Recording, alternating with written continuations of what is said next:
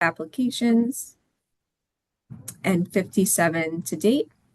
For SNAP benefits, this is using a calculator tool through Feeding America to calculate the impact of the SNAP benefits. So that's just over 22,000, and the local economic impact over 34,000. And our meal equivalents that brings us to would be just over 6,000. And that brings our year-to-date total just under 4 million for the meals. So plugging right along here with, it's actually the start to our fiscal year, or I'm sorry, March wraps up at the end of our fiscal year, but we're just a few months into the new calendar year.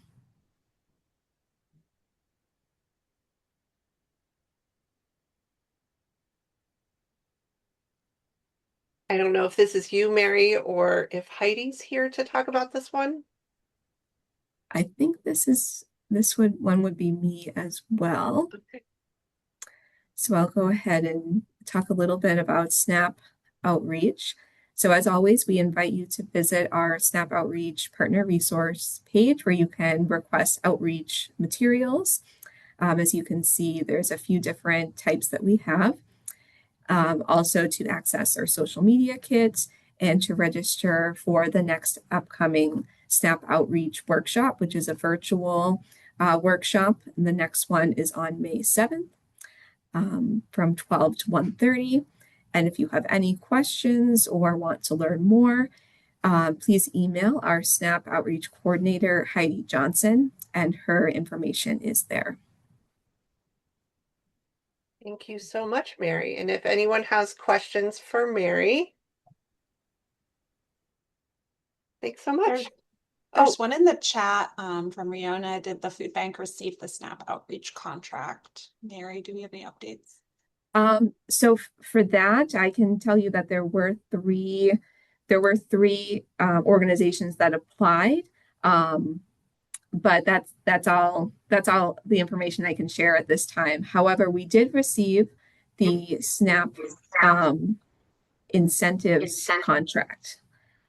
So that was approved by Governor and Council at the March 4th meeting. So that we're really excited about that, and we're planning to start off our GusNIP or our grant year soon, which is sort of like the new season where the firms will get a new allotment of funding and so forth. That will start in May. Wonderful. Thanks so much, Mary. And moving along next, we're going to be inviting Bethany Murabito. And let me get to your slide here. Okay, Bethany, can you talk to us about New Hampshire Care Connections this morning?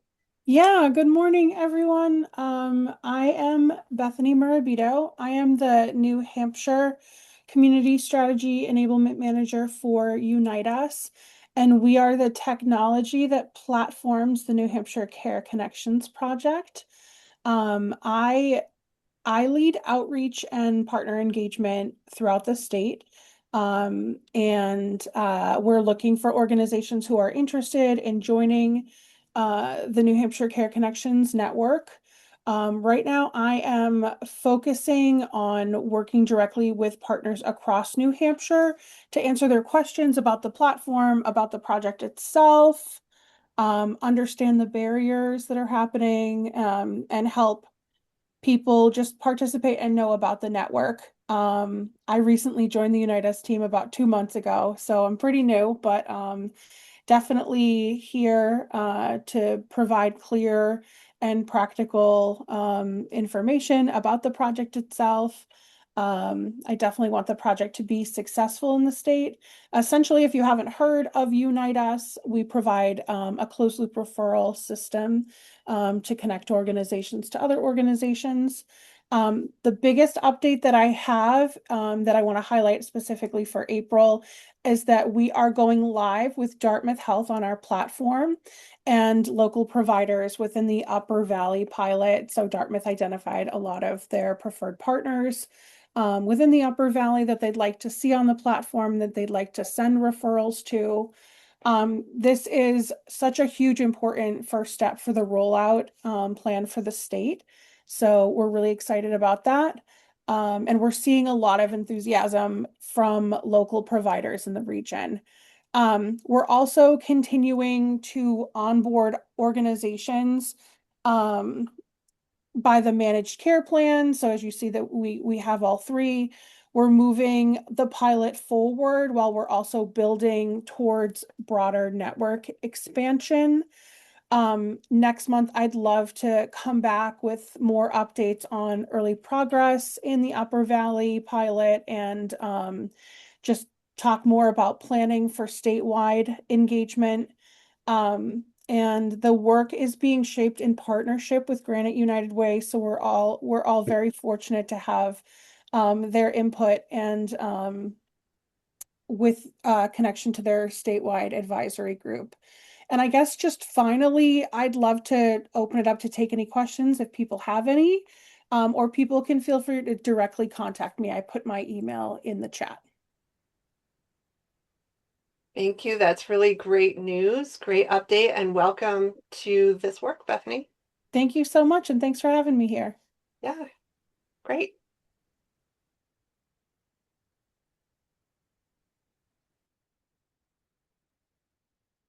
Bethany, it's Tori. I have a quick question for you or anyone from the Dartmouth team or region.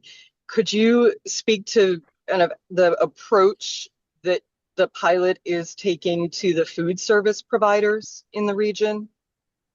Are they a priority to onboard, or kind of is there a general theme or strategy? Yeah, so I was given some lists from Dartmouth themselves of priority partners in that area that they'd like to see join the platform. So some of those include Oh, cute. can you hear me? Yes. Can everyone hear me? Okay, sorry. So those partners include Upper Valley Haven, Community Kitchen. I've been in touch specifically with Sarah Harpster and also Jessica Gorin from Food is Medicine. And so I'm trying to access communities that way. But if you have any suggestions of community partners that you think would be ideal, I'm absolutely open to it. Right now, like I said, I'm really in contact with a lot of the partners identified directly by Dartmouth. Thank you. You're welcome. Thank you so much. Yeah, lots developing over there. Okay, next we're going to share, sorry about my slides today, guys. We're going to share just a quick reminder from Nicole Cardwell about the Local Food Access Work Group. Yes, hi everyone. I'm here filling in for Colleen Jennings, who's usually part of this group and had her first son, Baker, last week. So my partner update slide from the New Hampshire Food Alliance is that we have a relatively new local food access work group that is officially tied to this group. And I'm going to speak more about that later on in the meeting, and what that is, where it came from. But for this update, that just know that if you want to join it, you can use this QR code to sign up right now. And the next meeting of the work group is on May 13th. It meets virtually for an hour a month. Thanks, Sarah. Thank you so much, Nicole. And we kept this slide. I don't know, Joanne, if you want to say something to this, or I can present it. I did see you come on today, Joanne Burke. Yes. So the 21-day racial equity challenge continues. It's been going on for probably 14 years now. It had originally come out of UNH Sustainability Institute and a 6-state Food Solutions New England initiative. It is now being hosted by Institute for IISC, and then it's the first year. There is a charge, $21 for 21 days. It just started on Monday, but the goal is to get a prompt every morning in your email, and it brings together the notion of food justice, and racial equity, and how we have to have equity and justice if we're going to have sustainable food systems that nourish everyone having a fair shot at eating well. If the $21 is an impediment, if you visit the racial equity website, both Karen Spiller and I are still part of that team. There's a whole list of resources that some have existed before, some were updated, and that's freely accessible, so with no cost. So I do think there's a merit. Many of us on this call have done the 21-day challenge multiple years. And there's something neat about every morning getting a little prompt, or sometimes it's late at night by the time you get to it. But it's a nice way to take that time and really look at it. And particularly in these times where certain people are trying to say women and people of color have equal opportunity, and we know that's not correct.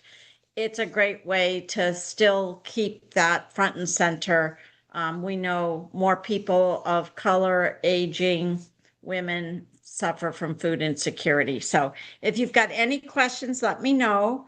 But know that those resources, many of the resources are up for free, but also I encourage you to join. It's less than a couple drive-through coffees, but that's it. Any questions? Great. Thanks, Sarah. Yeah, thank you so much, Joanne. The past couple of days I've been able to read my prompts before I got to into my day, but I'm looking forward to today's prompts, and it's always such a wonderful thing to really kind of brush up and build those muscles of understanding. So next I want to bring on Amy to talk about a couple of things going on in her world. Yes. So if you've been coming monthly, you've heard me talk about this for a few months, but Dr. Sherman Begornia is conducting a study at the University of New Hampshire, trying to understand people who live in New Hampshire and their sort of perceptions, interests, access, barriers to dairy as well as seafood, with hopes to create work that builds off of this that helps support local growers and producers in these industries. So we are looking for participants, and you do get paid, and I sent you a link in the chat. That's it for that one.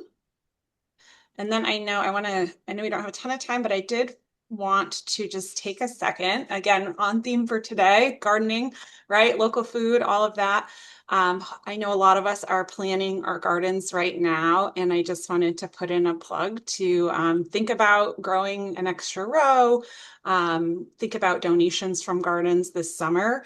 I know a lot of us are here because we want to get to the root causes of food insecurity and stop relying so much on Band-Aids like emergency food assistance, but we kind of have to do everything all at once. And I also think that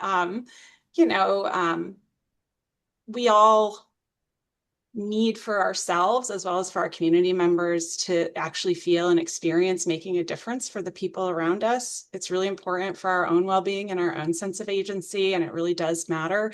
And those things can build into bigger actions, connections, things like that. The truth is that the cost of food, as you all know, keeps rising. It's up more than 30% in the last 6 years now, I think. 1 in 7 children in New Hampshire are hungry, as you mostly know here, I'm sure as well, food insecure. And the New Hampshire Food Bank, as Elsie keeps talking about at different events I've seen her at, is distributing more food than ever. They distributed more than 20 million pounds last year. So the need keeps increasing. I wrote up an article. There's a link there, and I'll stick it in the chat, and it sort of has a lot of resources all together in it. I'm going to put all the links here as well if I can. I'll do that in a second once we move on. But that link to that article has links to all these other things as well, including where to find a New Hampshire food pantry to donate to, tips for home gardeners on food safety, and donations, resources to learn about gardening with UNH Extension, or get resources to plant an extra row with our 4-H program. Even some inspiration on how local food access coalitions that I know some of you are part of have incorporated garden donations into sort of bigger steps that they've been taking to try to address community food security. So one thing I will mention before moving on is that most pantries want to accept fresh produce and already will. It's possible, though, that some pantries are not as familiar with this. So you just have to be really mindful of that. They're volunteer run, they're stretched really thin a lot of times. There's not a lot of people there. So just realize, that if you reach out and you let them know what you're trying to do, it might be logistically something new for them. And so just being patient and accommodating throughout that process. If that happens, these pantries, they want to help people. They want to get the produce to them, but it may be a new ask for them. So I cover all of that in the article, but I just want to mention that too, because just to make sure things go very smoothly. So yeah, I think that is all I will say about that, and I will put some stuff in the chat. Thank you so much, Amy.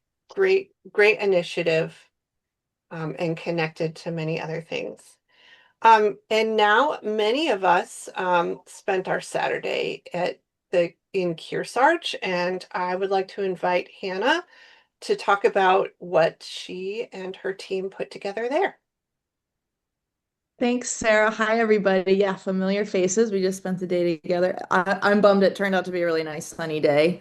So we did sacrifice a nice day to be in the Kearsarge Regional High School for the Food Security Summit, but I think the event was really successful on many levels, and also I learned a lot, being the first event of this kind that I've organized with our team put together. So we are working on building a food access coalition, Feed Kearsarge, for our specific region. And so this summit was one way to do what all of our coalition work is about, which is bring people together and find areas for cross-pollination. And we were orienting around this kind of central question: how do we move from feeding people to ending hunger, to building local and regional food systems that nourish all of us? So really hoping to at the summit and also moving forward, help broaden the concept of what food security is, and helping people understand that it's hunger relief. Certainly, I sent too many slides, Sarah. So I think is there a next slide? I should have just sent a single slide.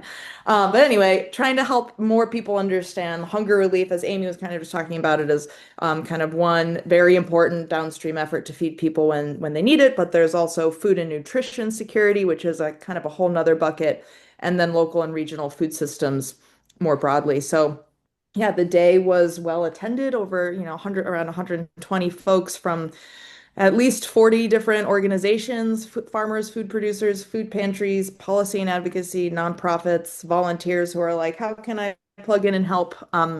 It was really a wide range of stakeholders. And next slide, please, I guess, if there's all the ones I sent. I'm so sorry. Right.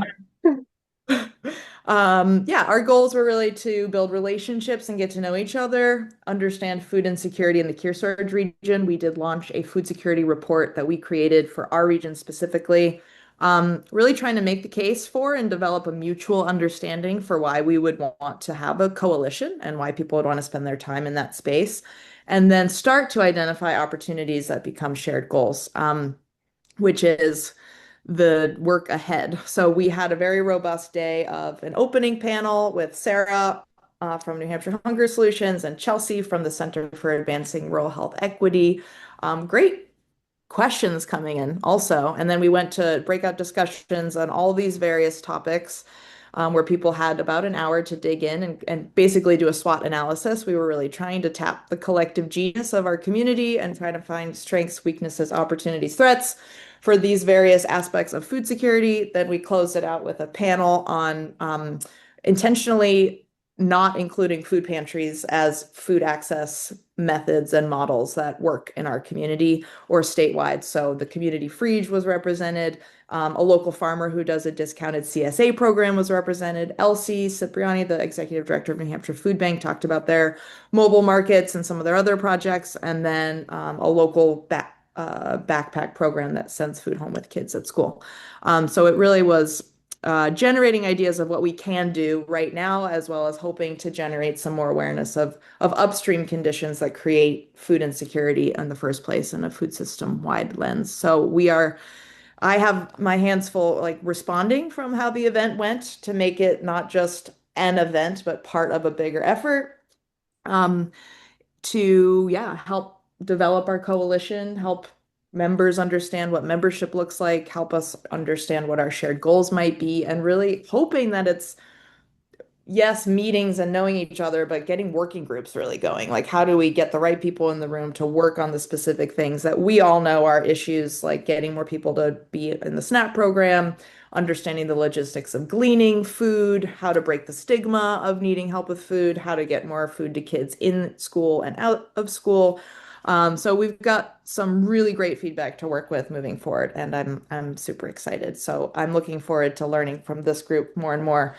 Specifically, it occurs to me, I don't even really know how to manage a shared email list, like a big email list where everybody can like be in it and respond to it. And it's just like that little detail is breaking my brain at the moment. But so if anybody has any tips, please feel free to drop it in the chat.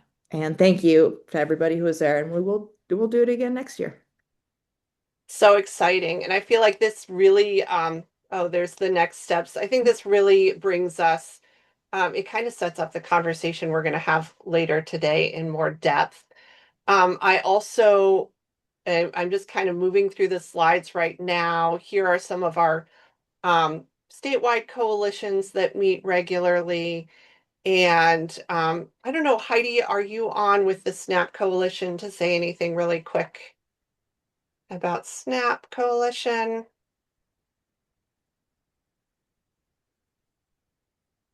Anyway, you all see this one. And also for regional coalitions, we did just have, here are our regional coalitions and when they're generally meeting.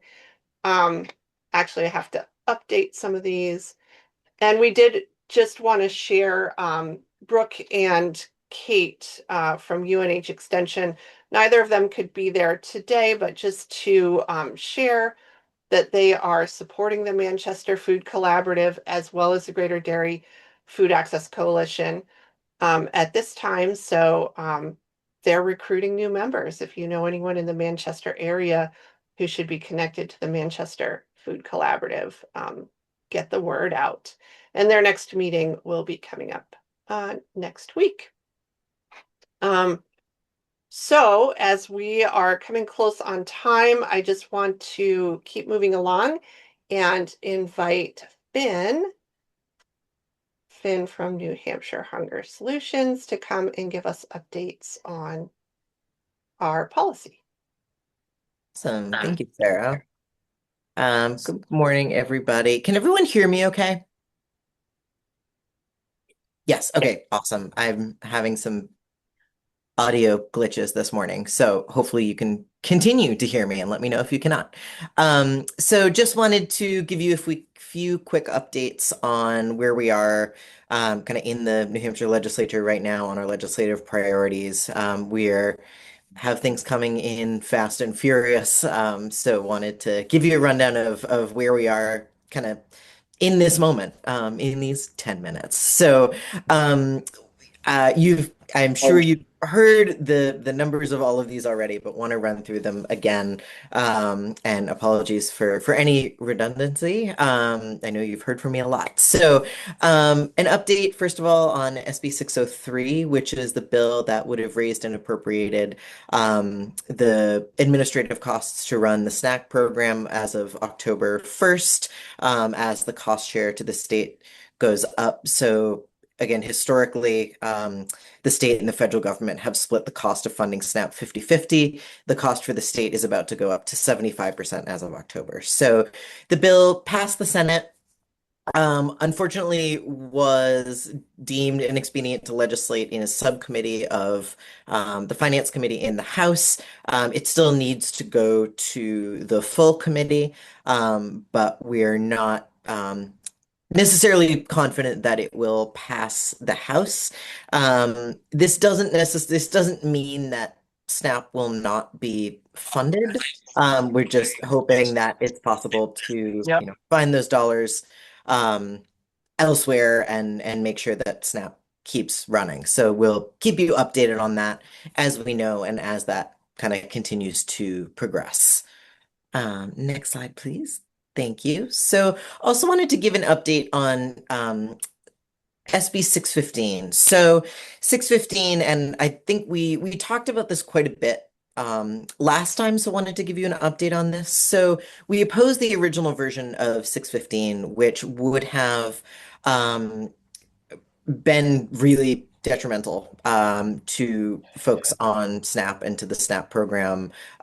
It would have cut a bunch of people off SNAP almost immediately. It would have imposed really strict restrictions, asset tests. It would have restricted what people can buy with their SNAP dollars and kind of come with a huge price tag for the government and for local retailers. So really strongly opposed the original version. The Senate amended that bill to create a commission to study the bill, which would have been much, much better. So the committee would, or the commission, I apologize, would have included legislators, folks with lived experience, representatives from New Hampshire Legal Assistance and New Hampshire Hunger Solutions, etc. The House thought that that committee, I think, was biased and so killed that bill. We'd certainly rather have the bill killed than move through. So a little bit of a confusing process, but ultimately 615 is not moving forward, which no matter how it happens, I think is a good thing.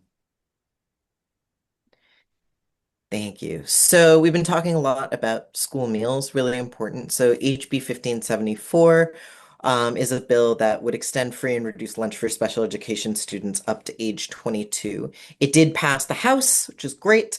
The Senate heard the bill on the 14th, and a non-germane amendment was added. So, and non-germane just means an amendment that has nothing to do with the original bill. A non-germane amendment was added to fund SNAP administrative costs. So, similar to the other bills that would fund, SNAP in that way. We are worried that it might hurt this bill as it was originally.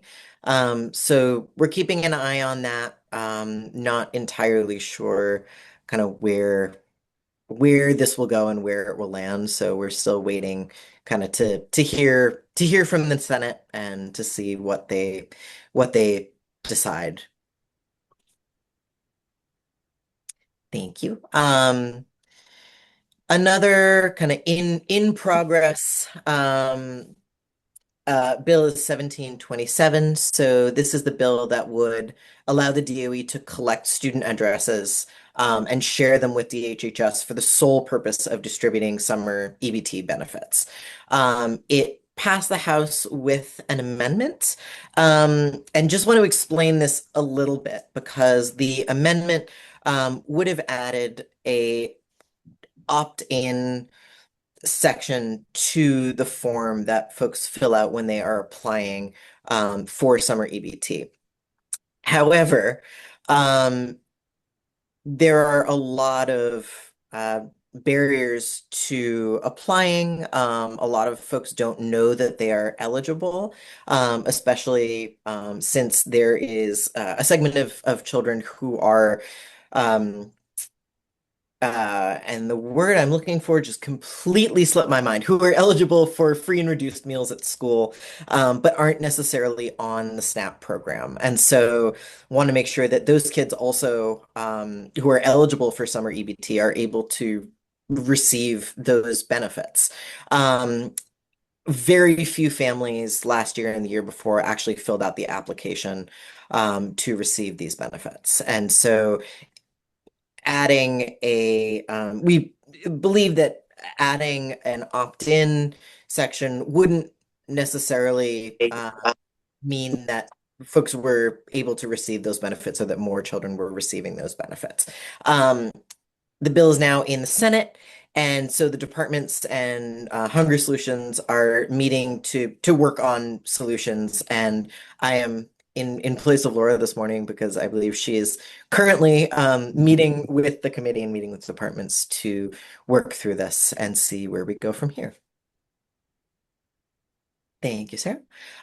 So last thing on the local level that I want to mention is we're, obviously opposing attacks on SNAP and restrictions to SNAP.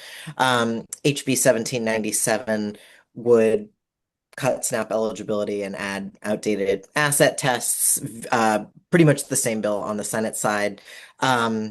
It unfortunately did pass the House. The hearing in the Senate was earlier this April. This is essentially the same bill as SB 615, which was the one that was amended into a study commission and then killed in the House. So hopeful that we will be able to kill this bill in the House as well. I want to just go quickly to the federal level, and if you could go to the next slide, please, Sarah. Thank you. So, FRAC is calling on folks to urge their representatives to vote no on the Farm Bill as it stands right now. As it stands right now, the Farm Bill does not reverse any of the cuts to SNAP that were implemented as part of HR 1. And we're really trying to make sure that it doesn't go forward with these cuts to SNAP. So please, please, please urge Representatives Goodlander and Pappas to vote no. Pappas, as we know, is planning to vote no on the Farm Bill, but we really want to make sure to lean on Representative Goodlander to do the same. I will put a link to the in the chat to FRAC's call to action. You can click right there to take action on the Farm Bill.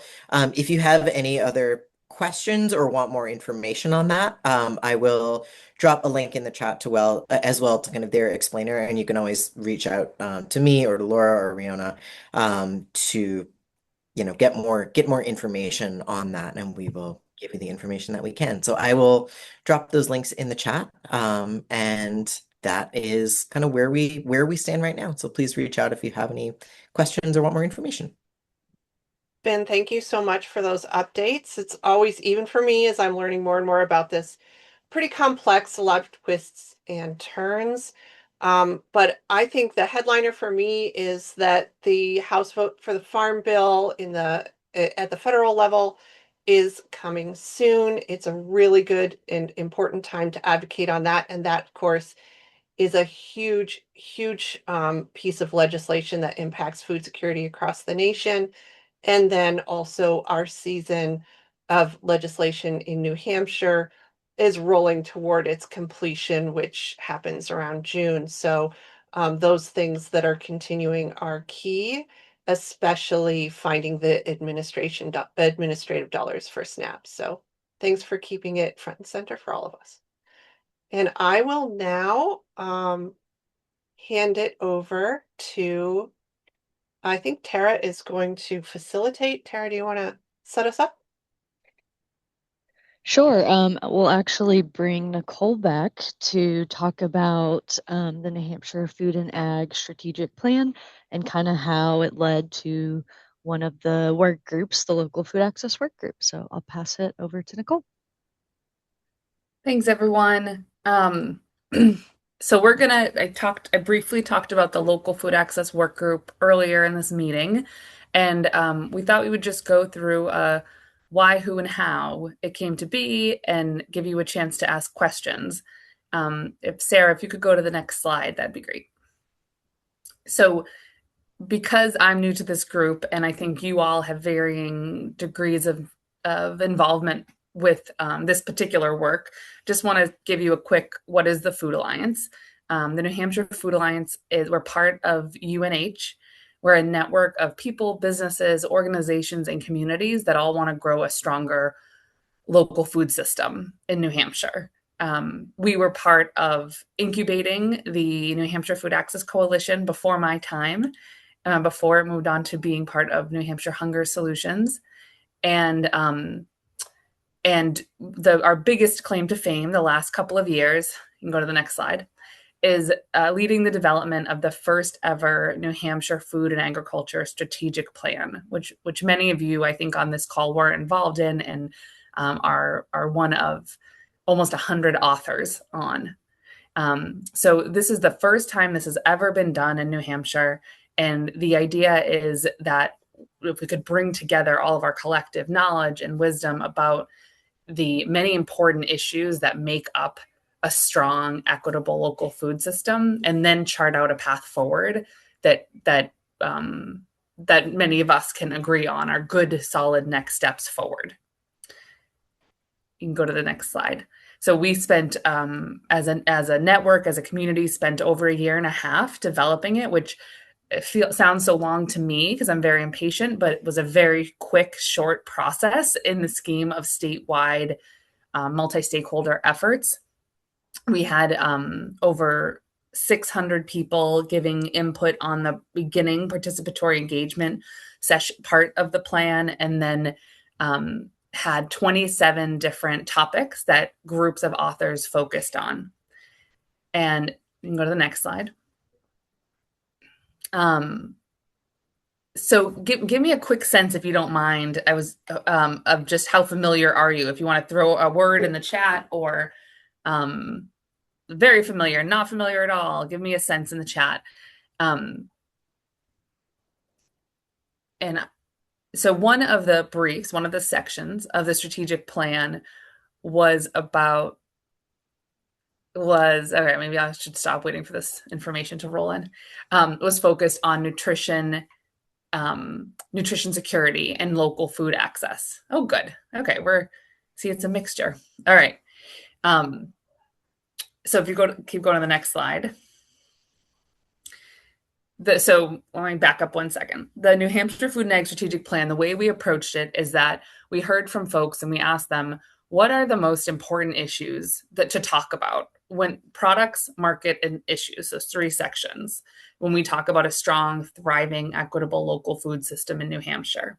And we came up with those major products, markets like groceries and restaurants and direct-to-consumer markets, and then issues like local food access and nutrition security, like climate resilience, supporting future and beginning farmers. Those are some examples of issues.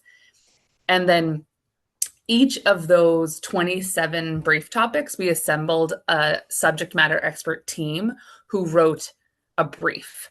And the brief you can check out on our website. If one of the facilitators want to throw a link in while I'm talking, that'd be great. You can read each of the briefs on the website. I can send you a physical copy of this beautiful plan if you want. But each of the briefs has set the scene, has some language around why is this important? What are the current conditions? If you want to go to the next slide, I think I have a slide for this. So this is an example on your screen is direct to consumer and consumer education. So you have, what's at stake here? Why is this important? The current conditions, some data related to that topic that we have, challenges that we're facing as a state, and opportunities, which we really encouraged authors to view not just as the flip side of the challenges, but rather like, what are the assets we have in the state that we can build on? And then maybe most importantly, we urged authors to come up with 5 really specific recommendations. What could we do to move the needle on this issue? And those are, there are 144, I think 143 recommendations of the New Hampshire Food and Agriculture Strategic Plan. The nutrition, you will all be happy to hear, the nutrition access and security brief was the only brief where we allowed 10 recommendations because there's so much work to do, and because it was sort of a dual brief where we asked authors to think about nutrition access to nutritious food, and also local food access. How do we help people of all income levels have access to food grown and produced locally in New Hampshire? Next slide, please. So that information is available. There's two ways to view the same information. It's online. You can search recommendations. You can go by brief, play around with it if you'd like. And we also have physical copies of the plan. We bought lots of them. So if you want one, I'm happy to send one your way. Either email me or put the information in the chat, and I'll get it to you. And now, okay, next slide. We published the plan in, a year ago, in April or March 2025. It feels that's been a very long year. I can't believe it's only a year ago. We had lots of phenomenal media coverage and a really positive bipartisan reception. Next slide. We presented the plan to Governor Ayotte, had it archived in the New Hampshire State Library, which was probably the highlight for me. I was like giddy, geeky about that. I presented the plan to the House Environment and Agriculture Committee. We've had lots of, like, if you want to watch the recording, they responded so positively to this plan and to all the collective work that we all put into it. So it's just been an incredibly positive reception. Next slide. And the whole time we're always saying, like, all right, now what? We did this, really proud of ourselves, went incredibly well. But this last year it's been challenging to figure out, how do we shift into implementation? What does that mean? And how do we track what work is happening? Since the plan was written in 2024, it was published in early 2025, but most of everything was written in 2024 and then went through a public comment period. As you all know, so much has changed, especially in terms of food access. So how do we grapple with, when we wrote that, we wanted to expand SNAP programs. Now we're fighting to hold on to what would maintain what we have. So we're really struggling with a lot of those issues. Next slide. But we've focused our energy into three buckets. One is, this is how we look at implementation. One is, there's some work that we need to do together. There's some work that you each are doing individually, as people, as organizations, as businesses. And then there's engaging the next generation of leaders, working with students. One more click, Sarah. So the collaboration piece is what we're going to talk about today. We've been forming the first 5 implementation work groups to come out of the plan. So we form work groups when it has to be a multi-organizational effort, when it's not going to be, we need to develop this resource or this toolkit, and one organization is going to take the lead on that, or this program. Like, some recommendations, some of the work is like that. One organization could take it and run. This is the New Hampshire Food Access Coalition. So, there's some work that is just inherently, we need a lot of hands on deck if we're going to do anything, make any forward progress. I'm not going to talk about the other 2 buckets right now. We're going to stay focused on the implementation work groups. So if you go to the next slide, the current work groups are, we're still adding more, but the current ones are housing and farmland protection, which is this really unique intersection, and the local food access work group, which we'll talk about more in a moment, farmers market work group. So there are, you may know, there are 70 farmers markets in the state of New Hampshire, 70. And I think that many farmers market managers, possibly, or there's either 70 farmers markets or 70 farmer market managers. But either way, there's a lot of farmers markets managers. Many of them are volunteers, some are staff, some are part of an organization, some are not. It's all over the map. So that's one of the work groups, is to bring together all of those farmers market managers, which has a big intersection with food access and a lot of the work you all are doing as they figure out how to accept SNAP benefits, how do you do double up food bucks, and all of those programs. Vouchers for veterans as part of that group, for example. There's a New Hampshire Food Funders, which is an exciting group of funders and lenders that want to bring together mission-aligned capital to move forward recommendations from the New Hampshire Food and Agriculture Strategic Plan. So they are thinking about like what are the resources they bring to the table and how do they be strategic about moving forward, helping to catalyze progress, both by supporting the work groups and the projects they want to do and other work. And then New Hampshire Farm to School, we're supporting the sort of revisioning of what New Hampshire Farm to School is as it transitions into its new home this year. Next slide. So this is my last slide. I just wanted to say a little bit and then invite the other facilitators on this call to elaborate if you would like.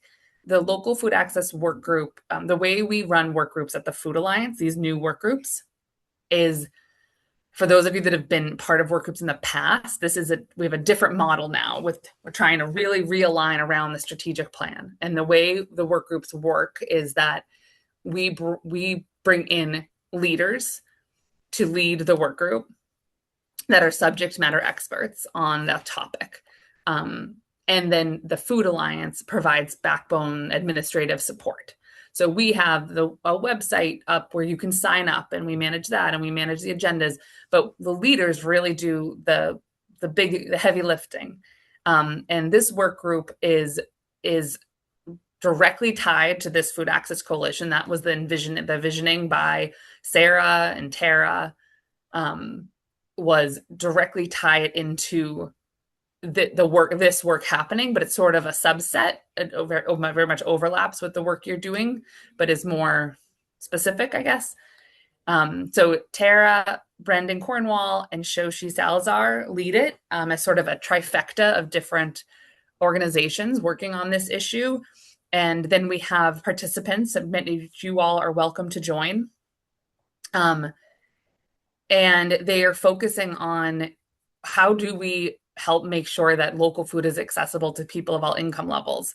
When Hannah was talking about the Food Insecurity Summit in Kearsarge this weekend, I think that was a really great representation. There are food pantries that do local sourcing in certain ways. There's New Hampshire Feeding New Hampshire with the food bank is a great example of this, making local food accessible to people eating at all the pantries across the state that the food bank works with.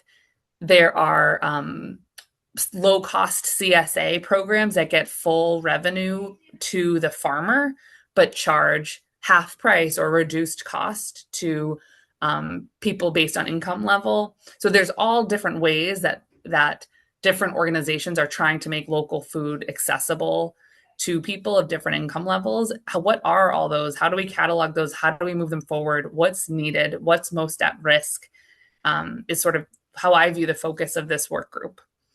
And I'll stop there and say, Sarah and Tara, Brendan, do you want to add anything? I'll just add that, we had our second meeting 2 weeks ago at this point, where at the statewide gathering, where some of you were probably in attendance, and our next meeting is happening May 13th. So if you want to join, we're still recruiting participants to join this work group, and kind of really looking at not only the nutrition access brief, but we've also there's some recommendations within the direct to consumer brief that we're kind of using as a jumping off point, but really we're looking at what was shared at the statewide gathering and kind of synthesizing what feedback was shared and trying to see if there are some priorities we can pull out to kind of guide the work. So we invite you all to come and contribute and share your knowledge. And then I don't know if Brendan or Sarah has anything else they want to add. Just so far, the meetings have been really helpful, and it's really good to hear what people are looking for. And I'm excited to get more feedback from people. So the more people that join and the more feedback we have, the better job we can do. So yeah, that's it. And I put the link to join in the chat. So if you click that link right there. You see a button to join. You can also look at the recommendations at the bottom of the page. The recommendations from the strategic plan that are relevant to that group are populated there if you want to just play around. And if it's not this one, then feel free to keep an eye on different work groups. But I think for this group, this will probably be one of the most relevant for you all. And really excited to be doing this and to be so directly connected to the New Hampshire Food Access Coalition in trying to do it.